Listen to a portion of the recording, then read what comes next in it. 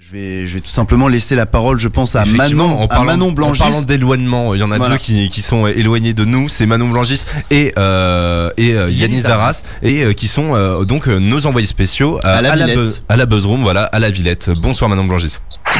Bonsoir, bonsoir Bastien Cochet. Et effectivement, et là on est en compagnie de Christophe Piton, qui est Community Manager pour la FM Téléthon. Oui, absolument. Bonsoir à tous. Est-ce que vous pouvez expliquer un peu votre rôle? Qu'est-ce que vous faites ce soir ici à la Buzzroom? Alors donc dans la Buzzroom, j'assure la coordination du contenu sur les réseaux sociaux. Donc je ne suis pas tout seul, on est une équipe, on est plus d'une trentaine de personnes à créer du contenu pour le web et pour les réseaux sociaux à partir de pas mal de sources. On a des séquences de l'émission, des séquences fortes, des moments touchants, des moments rigolos, parce que le Téléthon c'est les deux. C'est à la fois des témoignages forts pour que les personnes malades puissent partager leur quotidien. Et puis aussi c'est beaucoup de moments hyper fun, c'est du fond et du fun en gros. Et puis je crois que vous récupérez aussi tous les artistes à la sortie du plateau de France Télévisions. Absolument. Alors ici, d'où on vous parle, on est dans la Buzzroom. Donc comme son nom l'indique, qui crée du bruit sur les réseaux sociaux. La Buzzroom est située entre le plateau et la loge des artistes. En quelque sorte, on est dans les coulisses. Et pour ceux qui ont suivi l'émission, on est entouré de la galerie du Téléthon. Et dans cet espace, on reçoit les artistes après leur tour de chant et on leur propose de faire un petit appel aux dons. On les filme, on les met sur Instagram, sur Facebook, sur Twitter, et ensuite ils relaient. Et c'est vraiment super cool parce que la majorité des artistes, même tous, acceptent de se prêter au jeu et de donner aussi de la visibilité sur leurs propres réseaux sociaux.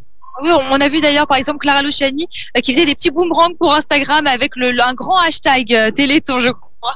Ouais, tout à fait. Donc on a de la chance cette année en plus d'avoir une programmation d'artistes qui sont très connectés, qui ont des belles communautés sur les réseaux sociaux. Donc ça nous aide beaucoup parce que ça nous permet aussi de toucher un autre public, un public peut-être plus jeune, qui ne regarde pas toujours la télévision et qui regarde peut-être pas le Téléthon parce qu'il s'imagine que c'est pour les vieux, que c'est long, que c'est chiant, que c'est ringard. Et en fait, grâce aux réseaux sociaux, on arrive aussi à toucher ce public grâce aux artistes, grâce à leur communauté, et leur montrer que finalement le Téléthon peut avoir des choses à leur raconter. Et c'est vrai que la participation des artistes compte beaucoup justement pour atteindre ces publics. Et ça fait longtemps, vous, personnellement, que vous êtes impliqué dans le Téléthon, dans la FM? Alors moi, je travaille pour la FM Téléthon, à l'association depuis 2007. J'ai travaillé pendant 5 ans auprès des équipes bénévoles qui sont sur le terrain pour organiser des animations. Et en 2012, j'ai rejoint l'équipe Internet pour prendre la responsabilité des réseaux sociaux de l'association.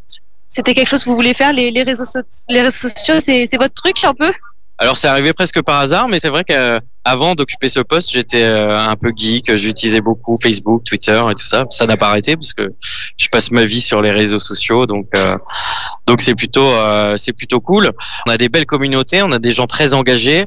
On retrouve dans nos communautés des donateurs, des bénévoles, des malades, des chercheurs. Tout ce petit monde participe à faire rayonner les messages du Téléthon sur les réseaux sociaux, donc c'est vraiment cool. Vous avez eu des personnes, par exemple, qui ont tweeté des promesses de dons pour le Téléthon? Oui, il y a beaucoup de gens qui nous indiquent qu'ils ont fait un don. Alors souvent, ils vont sur le formulaire de don et ensuite ils partagent un message avec le hashtag moi aussi je donne.